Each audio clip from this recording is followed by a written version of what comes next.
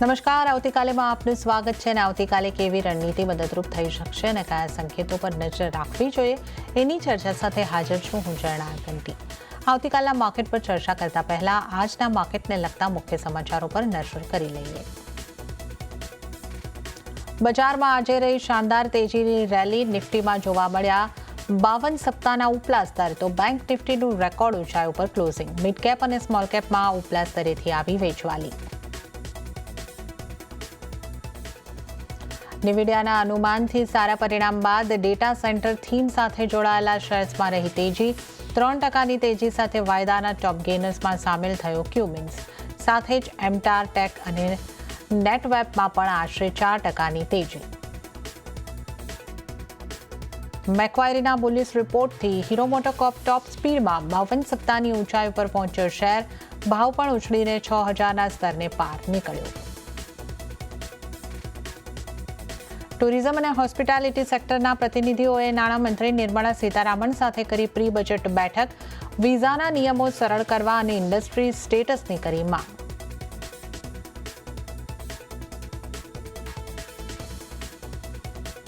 તો આજની માર્કેટ એક્શનની વાત કરી લઈએ તો આજે બજારમાં એક સારી મજબૂતી આપણને જોવા મળી છે અને ખાસ કરીને જે લાર્જ કેપ ઇન્ડેક્સ છે નિફ્ટી સેન્સેક્સની અંદર ખાસી એવી આપણને મજબૂતી જોવા મળી છે.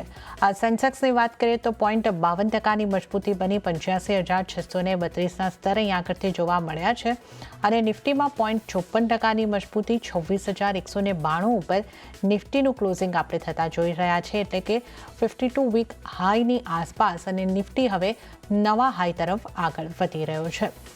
મિડકેપની વાત કરીએ તો મિડકેપ એક ફ્લેટિશ ક્લોઝિંગ દર્શાવી રહ્યું છે 60,963ના સ્તરોની આસપાસ. અને બેંક નિફ્ટીની જો વાત કરીએ તો બેંક નિફ્ટીમાં આજે ફરી રેકોર્ડ સ્તરનું ક્લોઝિંગ જોવા મળ્યું છે. 0.22%ની મજબૂતી સાથે 59,343ના સ્તર પર બેંક નિફ્ટીનું ક્લોઝિંગ આપણે થતા જોઈ રહ્યા છે. હવે આપણે એડવાન્સ ડિક્લાઇન રેશિયો જોઈ લઈએ તો 1,242 શેર્સ આજે લીલા નિશાનમાં બંધ થયા છે, જ્યારે એની સામે 1,667 શેર લાલ નિશાનમાં બંધ થયા છે. તો બ્રોડર માર્કેટ એટલે કે મિડ કેપ અને સ્મોલ કેપમાં જે ઉપલા સ્તરેથી વેચવાલી આવી છે એને કારણે આ એડવાન્સ ડિક્લાઇન રેશિયો જે છે એ બજારમાં પોઝિટિવિટી હોવા છતાં પણ નેગેટિવ જોવા મળી રહ્યો છે. હવે આપણે વાત કરી લઈએ નિફ્ટીના ટોપ ગેનર અને ટોપ લૂઝર કાઉન્ટર્સની. ગેનર્સની સાથે શરૂઆત કરીશું. આજના ટોપ ગેનર કાઉન્ટર ઉપર આપણે નજર કરી લઈએ. આઈસર મોટર્સ આજનું ટોપ ગેનર કાઉન્ટર બન્યું છે 3.32%ની મજબૂતી સાથે. બજાજ ફાઇનાન્સમાં 2.29%ની મજબૂતી બની છે અને ત્યારબાદ બજાજ ફિન્સર્વ પણ 2.21% જેટલો મજબૂત થતો જોવા મળી રહ્યો છે. ત્યારબાદ રિલાયન્સે પણ એક સારી મજબૂતી બતાવી છે અને રિલાયન્સમાં 1.99% એટલે કે 2% જેવી મજબૂતી આવતી આપણને જોવા મળી છે. તો આ આજના નિફ્ટીના ટોપ ગેનર્સ કાઉન્ટર ઉપર આપણે નજર કરી છે. અને હવે નિફ્ટીના ટોપ લૂઝર કાઉન્ટર્સ ઉપર નજર કરી લઈએ. એશિયન પેઇન્ટ્સ આજનો ટોપ લૂઝર કાઉન્ટર 1.70%નું દબાણ ત્યાં આગળ બન્યું છે. ત્યારબાદ એચસીએલ ટેકમાં 1.3%નું દબાણ બનતું જોવા મળ્યું છે. ટાઇટનની વાત કરીએ તો 0.78%નું દબાણ અને એચયુએલની વાત કરીએ તો ત્યાં 0.5%નું દબાણ આજે આપણને બનતું જોવા મળ્યું છે. તો આ આપણે નિફ્ટીના ટોપ ગેનર્સ અને ટોપ લૂઝર કાઉન્ટરની વાત કરી અને હવે આવતીકાલના બજારની ચર્ચા કરીશું અને આ માટે આપણી સાથે જોડાઈ રહ્યા છે એસએસજી ફાઇનાન્સના વિરલ છેડા. વિરલજી, સ્વાગત છે આપનું સીએનબીસી બજાર પર. અને આજે આપણે માર્કેટમાં એક સારી મજબૂતી જોઈ છે. નિફ્ટીની વાત કરીએ તો 52 વીક હાઈ બન્યા છે. આવતીકાલે નવા હાઈઝની તૈયારી આપણે કરવી જોઈએ. કયા ટાર્ગેટ બની શકે, કઈ રીતે તમે જોઈ રહ્યા છો નિફ્ટીની ચાલને? Good evening. અગર નિફ્ટી આપણે છેલ્લા 10 દિવસનું અગર જોઈએ તો નીચેમાં ઓલમોસ્ટ 25,300 આસપાસ ટ્રેડ કરી રહ્યો હતો. ત્યાંથી આપણે સારી એવી અપસાઇડ મુવમેન્ટ જોઈ છે. ઓલમોસ્ટ નીચેથી 900 પોઈન્ટ્સનો આપણે મુવમેન્ટ જોઈ છે, એટલે 3 થી 3.5%નું આવ્યું છે. ને અત્યારે જો તો 52 વીક હાઈની આસપાસ ક્લોઝિંગ થયું છે. ઓવરઓલ જે હિસાબે મુવમેન્ટ થઈ રહ્યા છે, ફ્રન્ટલાઇન સ્ટોક્સ બધા સારી રીતે ચાલી રહ્યા છે. મને લાગે છે જો એના પ્રીવિયસ હાઈસ છે 26,277 એ બ્રેક કરીને નવા હાઈ બનાવે દેખાઈ રહ્યું છે. ને ઉપરમાં આપણને 26,400 થી 26,600 સુધીના નવા લેવલ્સ બનાવે એવું દેખાઈ રહ્યું છે આવનારા સમયમાં. કાલે પણ મને લાગે છે કે નિફ્ટી પોઝિટિવમાં ક્લોઝિંગ આપી શકે છે અને મને લાગે છે મુવમેન્ટ સારી બી હોઈ શકે છે. તો અહીંયાથી અગર ઘટાડે આવે છે, થોડું બહુ પણ નીચેમાં ઓપન થાય છે 26,150 ને બધા લેવલ્સના આસપાસમાં અગર ઓપન થાય છે તો બાય કરવાની સલાહ રહેશે. 26,015 આસપાસના આપણે સ્ટોપ લોસ મૂકી શકીએ અને ઉપરમાં ટાર્ગેટ્સ આપણા 26,000 250 થી 26,300 ના રહેશે. તો નિફ્ટી પર થોડા પણ ઘટાડે ઓપનિંગ મળે છે તો ખરીદારી કરીને ચાલવાની સલાહ બની રહી છે. નવા હાઈસ તરફ આપણે આગળ વધી શકીએ છીએ. 26,150ની આસપાસના સ્તર મળે છે, બાય કરીને ચાલો. 26,050નો સ્ટોપ લોસ તમારે ધ્યાને રાખવાનો રહેશે અને ટાર્ગેટ જે છે 26,250થી લઈને 26,300ના બનતા જોવા મળી શકે છે. તો નિફ્ટી ઉપર ખરીદી કરીને ચાલવાની સલાહ વિરલજીની બની રહી છે. વિરલજી, અને બેંક નિફ્ટીમાં શું કરવું જોઈએ ત્યાં પણ આપ ખરીદી કરીને ચાલવાની સલાહ આપશો? અહીંયા પણ 5% આસપાસની મજબૂતી સાથે 59,347ના સ્તર અને આપણે જોઈ રહ્યા છે કે ઝડપથી નવા હાઈ પર નવા હાઈ બેંક નિફ્ટી બનાવી રહ્યું છે. જો તો અત્યારે ઓલ ટાઈમ હાઈ પર ટ્રેડ કરે છે અને એના જો રિસન્ટ ક્લોઝ હતા અરાઉન્ડ 57,150 આસપાસ, ત્યાંથી 2,000 પોઈન્ટનો આપણને અપસાઇડ મુવમેન્ટ પણ જોવા મળ્યું છે. ને જે હિસાબે અત્યારે પ્રાઇવેટ સેક્ટર બેંક્સમાં સારી એવી અપસાઇડ મુવમેન્ટ આપણને જોવા મળે છે, મને લાગે છે એ બેંક નિફ્ટીમાં હજી પણ પોઝિટિવ કરી શકે છે. અને જે હિસાબે સ્ટ્રોંગનેસ આવે છે પીએસયુ બેંક્સમાં પણ છે, તો લાગે છે ઉપરમાં આપણને 60,000 થી 60,500 સુધીના લેવલ્સ શોર્ટ ટર્મમાં જોવા મળી શકે છે. તો ઓવર બેંક નિફ્ટી પણ મને સારું દેખાય છે. એમાં પણ આગળ ઘટાડે આવે છે અહીંયાથી 59,250 ના બધા લેવલ્સ આગળ આવે છે, તો બાય કરવાની સલાહ રહેશે. 59,100 ના આસપાસ આપણે સ્ટોપ લોસ મૂકી શકીએ અને ઉપરમાં ટાર્ગેટ 59,500 થી 59,600 ના રહેશે. ઓકે, તો બેંક નિફ્ટીમાં પણ ખરીદી કરીને ચાલવાની સલાહ છે. થોડા ઘટાડે ખરીદી કરીને ચાલો તો 59,250ની આસપાસના સ્તર મળે છે. બેંક નિફ્ટીમાં ખરીદી કરીને ચાલો. સ્ટોપ લોસ 59,100નો તમારે ધ્યાને રાખવાનો રહેશે. 59,500થી લઈને 59,600ના ટાર્ગેટ બેંક નિફ્ટીમાં પણ બનતા જોવા મળી શકે છે. તો આ આપણે નિફ્ટી અને બેંક નિફ્ટી પર વિરલજીનો વ્યૂ જાણ્યો છે. ખરીદી કરીને ચાલવાની સલાહ બની રહી છે. હવે અન્ય નિષ્ણાતો ખાસ નિફ્ટી માટે કઈ રીતની સલાહ આપી રહ્યા છે એના ઉપર આપણે નજર કરી લઈશું. પ્રુડન્ટ કોર્પોરેટ્સના પ્રદીપ હોચંદાણીની સલાહ ઉપર નજર કરીએ. એમણે નિફ્ટીને બાય કરીને ચાલવાની સલાહ અહીં આગળથી આપી છે. ટાર્ગેટ તેઓ જે જોઈ રહ્યા છે 26,277નો અને સ્ટોપલોસ જે છે 26,100નો રાખવાની સલાહ પ્રદીપજી તરફથી બનતી જોવા મળી રહી છે. અને હવે આપણે નજર કરીએ બોનાન્ઝા પોર્ટફોલિયોના વિરાટ જગરની સ્ટ્રેટેજી પર. એમણે પણ નિફ્ટીને બાય કરીને ચાલવાની સલાહ આપી છે. ટાર્ગેટ તેઓ જોઈ રહ્યા છે 26,400નો અને સ્ટોપલોસ 26,100નો રાખવાની સલાહ વિરાટ જગર તરફથી. તો આપણા તમામ નિષ્ણાતોનો વ્યૂ અહીંયા આગળથી નિફ્ટી માટે પોઝિટિવ, ખરીદી કરીને ચાલવાની સલાહ બની રહી છે. ત્યારે હવે આપણી સાથે વિરલજી જોડાયેલા છે, તો એમની સાથે આપણે ચર્ચાની શરૂઆત કરીશું. વિરલજી, ઓટો સ્ટોક્સથી શરૂઆત કરીએ કારણ કે આજનો જે ટોપ ગેનર કાઉન્ટર બન્યો છે આઈસર મોટર્સ, 3.32%ની મજબૂતી અહીંયા આગળથી આઈસર મોટર્સે બનાવી છે. ન્યૂ હાઈના આસપાસ આ સ્ટોક પણ છે. હીરો મોટોકોર્પનો જે સ્ટોક છે એ 52 વીક હાઈની આસપાસ કામકાજ કરી રહ્યો છે. ઓટો સ્ટોકથી શરૂઆત કરીએ. ઓટો સ્ટોકમાં કયા સ્ટોક પર કઈ રીતનું ધ્યાન રાખવું જોઈએ? ઓટો સેક્ટર અગર જોઈએ તો ઓલમોસ્ટ મને સારું દેખાઈ રહ્યું છે. આજે પણ જોઈએ તો ઓલમોસ્ટ 0.5%નો આપણને અપસાઇડ મુવમેન્ટ જોવા મળી છે. હાલાકી એના જો ઓલ ટાઈમ હાઈસ લેવલ હતા એ અરાઉન્ડ 27,700ના આસપાસ છે, જેના નિયર બાય અત્યારે ક્લોઝિંગ આપે છે. જે હિસાબે ઓટો સ્ટોક્સમાં મુવમેન્ટ દેખાય છે, મને લાગે છે કે નવા હાઈસ બનાવે સેક્ટર્સની એમાં સારી એવું દેખાઈ રહ્યું છે. અને ઉપરમાં 28,000 થી 28,300 સુધીના લેવલ્સ પણ આવી શકે છે. તો એ હિસાબે મને લાગે છે કે ઓટો સ્ટોક્સમાં પણ આપણને અહીંયાથી હજી 3 થી 4%નું અપસાઇડ મુવમેન્ટ જોવા મળી શકે છે.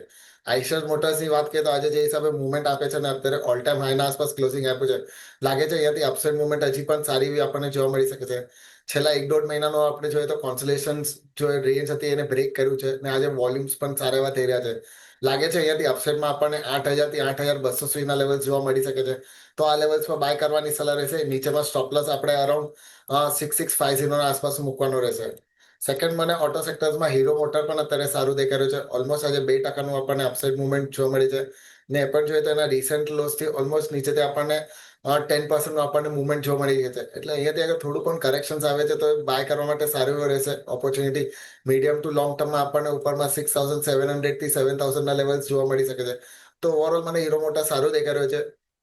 5,400ના સ્ટોપ લોસે આપણે બાય કરીને ચાલી શકે છે. લોંગ ટર્મમાં આપણે ટાર્ગેટ 7,000ના એક્સપેક્ટ કરી શકે છે. થર્ડ, મને બજાજ ઓટો પણ અત્યારે સારું દેખાઈ રહ્યું છે. ઓલમોસ્ટ 1% જેટલો આપણને આજે પ્લસમાં બંધ દેખાવ જોવા મળ્યું છે. અને અત્યારે જોઈએ તો એના રિસન્ટ લોસથી સારું મુવમેન્ટ આવી છે અને એના જો એવરેજીસ છે એના ઉપર અત્યારે ક્લોઝિંગ આપી રહ્યો છે. લાગે છે અહીંયાથી ફરીથી આપણને 9,200 થી 9,400 મીડિયમ ટર્મમાં જોવા મળી શકે છે. તો આ લેવલ્સ પર બાય કરવાની સલાહ રહેશે. નીચેમાં સ્ટોપ લોસ આપણે અરાઉન્ડ 8,750ના આસપાસ મૂકી શકીએ છીએ. ઓકે, તો 3 ઓટો સ્ટોક ઉપર તમારે માટે ખરીદી કરીને ચાલવાની સલાહ બની રહી છે. આઈસર મોટર્સ ની જો આપણે વાત કરીએ, ખરીદી કરીને ચાલો 8,000-8,200ના ટાર્ગેટ અહીંયા આગળથી મળી શકે છે. 6,650નો સ્ટોપ લોસ ધ્યાને રાખો. ત્યારબાદ આપણે વાત કરીએ હીરો મોટોકોર્પની ખરીદી કરીને ચાલવાની સલાહ. અહીંયા આગળ 6,700થી લઈને 7,000 સુધીના ટાર્ગેટ માટે ખરીદારી કરો.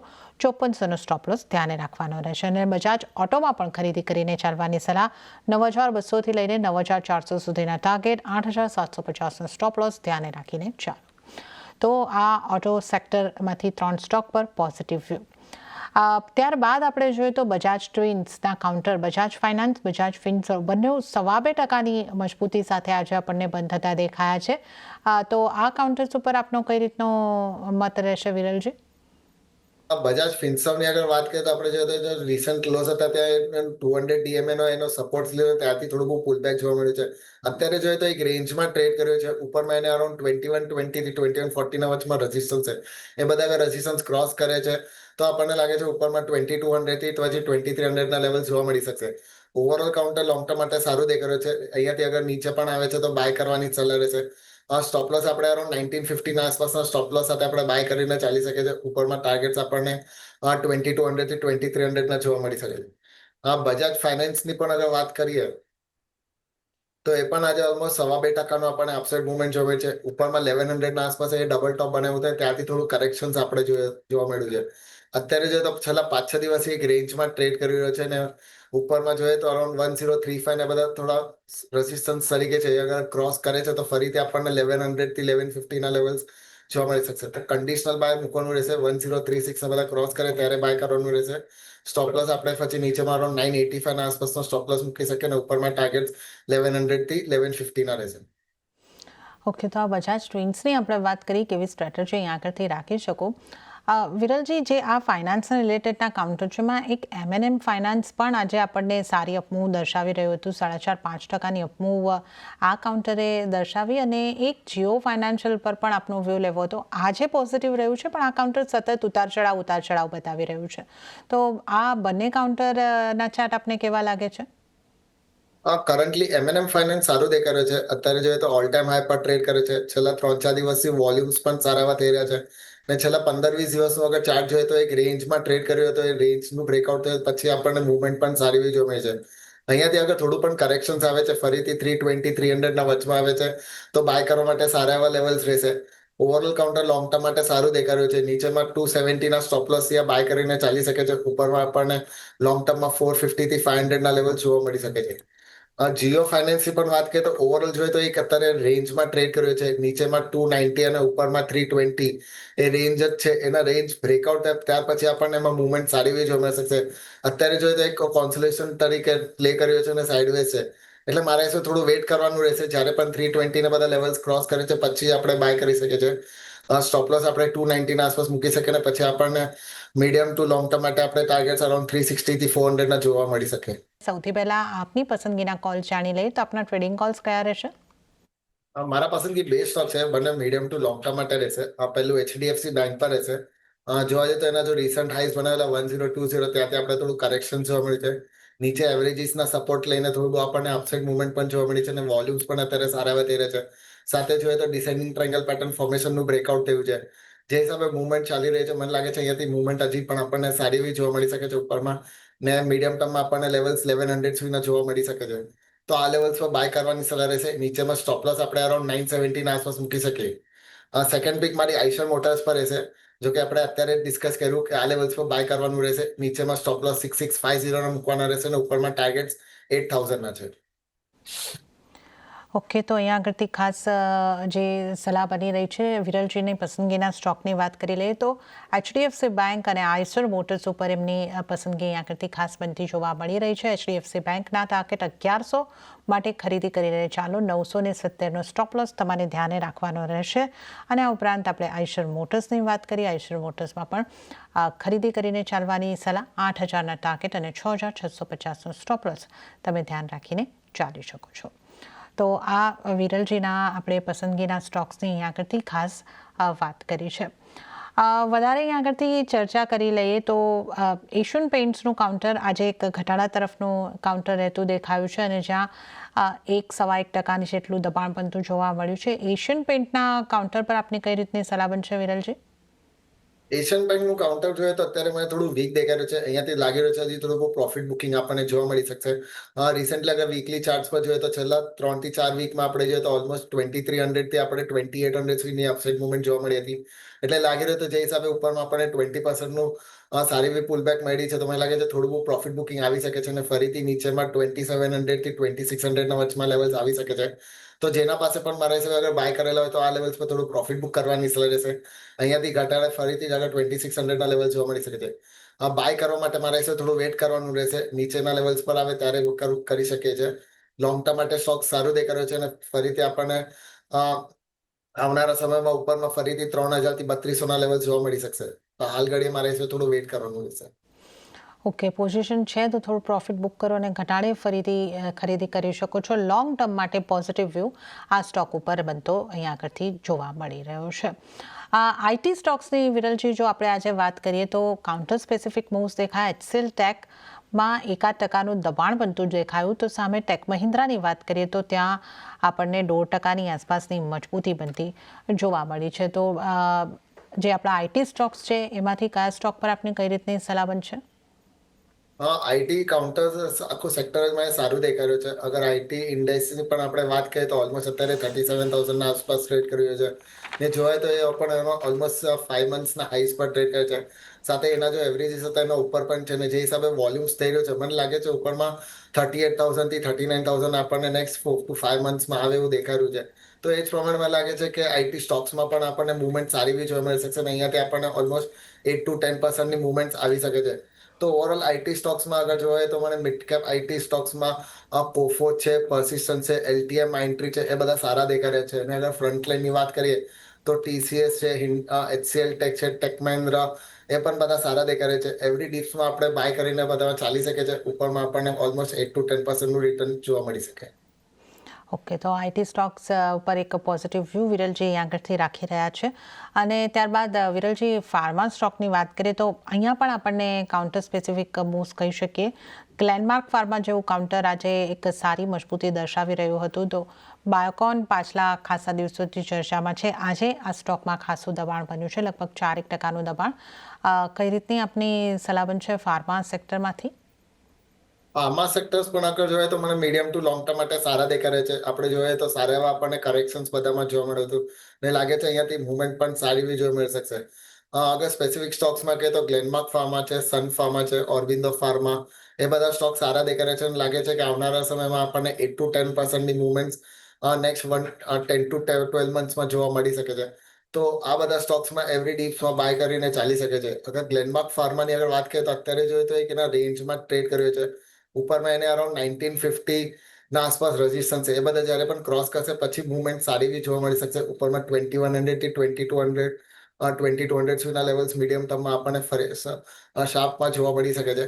તો થોડું વેટ કરવાનું રહેશે. 1950 જ્યારે પણ ક્રોસ કરે ત્યારે બાય કરી શકે છે. નીચેમાં સ્ટોપ લોસ આપણે અરાઉન્ડ 1800ના મૂકી શકે છે.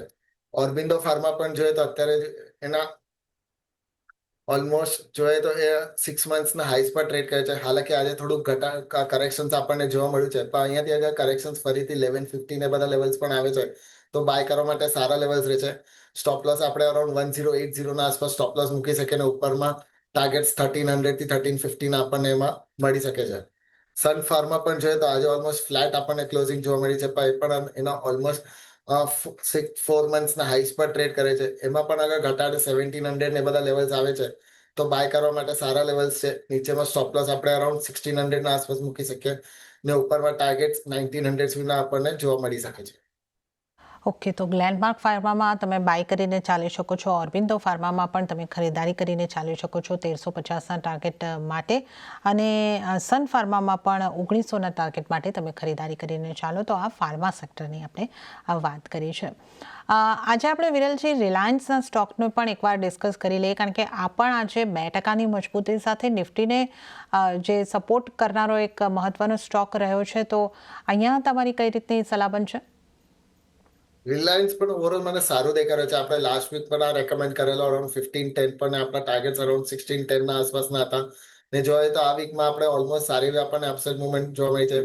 રિસેન્ટ એના જો પ્રીવિયસ હાઈસ હતા અરાઉન્ડ 1544 ને એ બધા પણ ક્રોસ કરે છે અને ઉપર અત્યારે ક્લોઝિંગ આપે છે. લાગે છે અહીંયાથી મુવમેન્ટ હજી પણ કન્ટિન્યુ કરી શકે છે અને એના જો પ્રીવિયસ હાઈસ હતા 1600 ના આસપાસના એ પણ ક્રોસ કરે ને એના ઉપર અત્યારે ક્લોઝિંગ આપે એવું શક્યતા દેખાઈ રહી છે. તો આ લેવલ્સને તો અહીંયાથી કરેક્શન્સમાં બાય કરીને ચાલી શકે છે. ઉપરમાં 1650 થી 1700 મીડિયમ ટર્મમાં ટાર્ગેટ્સ જોવા મળી શકે છે. નીચેમાં સ્ટોપ લોસ આપણે અરાઉન્ડ 1480 ના આસપાસના મૂકી શકીએ. ઓકે, તો મીડિયમ ટર્મની અંદર 1650થી લઈને 1700ના ટાર્ગેટ અને 1480નો સ્ટોપ લોસ તમે ધ્યાને રાખીને ચાલો. ખરીદી કરીને ચાલવાની સલાહ રિલાયન્સ ઉપર. અને આપને ખાસ જણાવી દઈએ કે આપ જે ચેનલ જોઈ રહ્યા છો CNBC બજાર, એનો કાર્યભાર નેટવર્ક 18 અને CNBC TV 18નું સ્વતંત્ર મીડિયા ટ્રસ્ટ ધરાવે છે અને આનાથી મળતા આર્થિક લાભ રિલાયન્સ ઇન્ડસ્ટ્રીઝને મળે છે. આ એક ડિસ્ક્લેમર. અને વધારે સ્ટોક્સની ચર્ચાની અંદર આપણે આગળ વધીશું. વોડા આઈડિયાના સ્ટોકની વિરલજી વાત કરી લઈએ. આ સ્ટોકમાં પણ આજે 5% ઘટાડો આવતો જોવા મળ્યો છે. આના ચાર્ટ આપને કેવા લાગે છે? અહીંયા તમારી સલાહ કઈ રીતની બનશે? વોડાફોન આઈડિયાનો અગર લોંગ ટર્મ ચાર્ટ જોઈએ તો આપણે જોઈ શકીએ કે નીચેમાં ઓલમોસ્ટ 6-6.5 ના આસપાસના લોસ હતા. ત્યારથી આપણે સારી એવી મુવમેન્ટ જોવા મળી છે. ઓલમોસ્ટ 50% થી 60% મુવમેન્ટ આવી ગઈ છે. ને છેલ્લા 3-4 દિવસથી આપણે જોઈએ તો થોડું બહુ કરેક્શન્સ આપણને જોવા મળે છે. કરેક્શન્સ હજી આ કન્ટિન્યુ કરી શકે છે. નીચેમાં ફરીથી ₹9, ₹8.5 સુધી પણ આવી શકે છે. તો અત્યારે મારા હિસાબે થોડું વેઇટ એન્ડ વોચ કરવાની સલાહ રહેશે. સાથે એનું સુપ્રીમ કોર્ટમાં કેસ પણ ચાલી રહ્યો છે, તો એનું પણ ડિસિઝન મહત્વનું રહેશે. એટલે મારે છે અત્યારે થોડું વેઇટ એન્ડ વોચ કરવાનું રહેશે. ડિસિઝન શું આવે છે અને નીચે આવે છે ત્યાર પછી આપણે બાયની ઇનિશિયેટ આપી શકીએ. ઓકે, તો વોડા આઈડિયામાં તો અત્યારે વેટ એન્ડ વોચ. અને કમિન્સના સ્ટોકની આપણે વાત કરી લઈએ, જ્યાં આજે આપણને પોઝિટિવ કામકાજ થતું જોવા મળ્યું. પોઝિટિવ બ્રોકરેજ નોટ 3% જેવી મજબૂતી આ કાઉન્ટરે આજના દિવસમાં દર્શાવી છે. તો કમિન્સ પર આપની કઈ રીતની સલાહ બનશે? ઓવરઓલ કાઉન્ટર સારું દેખાઈ રહ્યું છે. આજે વોલ્યુમ્સ પણ સારા એવા થઈ રહ્યા હતા, પણ છેલ્લા 10-15 દિવસથી એક રેન્જમાં ટ્રેડ કર્યો છે. લાગી રહ્યો છે હજી થોડું સાઇડવેઝ મુવમેન્ટ કરી શકે છે. ઉપરમાં જ્યારે પણ આ 4450 ને બધા લેવલ્સ ક્રોસ કરશે ત્યાર પછી મુવમેન્ટ સારી એવી જોવા મળી શકે છે. તો અત્યારે થોડું વેઇટ કરવાનું રહેશે. 4450 ને બધા ક્રોસ કરે પછી બાય કરી શકે છે. ત્યાર પછી આપણને ઉપરમાં અરાઉન્ડ 4600 થી 4700 સુધીના લેવલ્સ પણ દેખાઈ શકે છે. નીચેમાં પછી આપણે સ્ટોપ લોસ અરાઉન્ડ 4200 ના મૂકી શકીએ. ઓકે, તો અહીંયા એક કન્ડિશનલ બાયની સલાહ બની રહી છે. ઓવરઓલ પોઝિટિવ વ્યૂ ક્યુમિન્સ પર બની રહ્યો છે. અને ત્યારે જ વિરલજી, આપના ડિસ્ક્લેમર, આજે આપણે ઘણા સ્ટોક અંગે ચર્ચા કરી છે. જે પણ સ્ટોક આપણે ડિસ્કસ કર્યા પર્સનલ હોલ્ડિંગ કે એના પણ નથી, પણ કંપનીના ક્લાયન્ટ અને એસોસિએટની હોઈ શકે છે. જી વિરલજી, આપનો ખૂબ ખૂબ આભાર અમારી સાથે જોડાવા બદલ અને તમામ સ્ટોક્સ અંગે ચર્ચા કરવા બદલ. તો આ સાથે જ આવતીકાલેમાં આટલું જ. હાલ મને પણ આપશો રજા, પણ વધુ અપડેટ અને સમાચારો માટે આપ જોતા રહો CNBC બજાર. નમસ્કાર.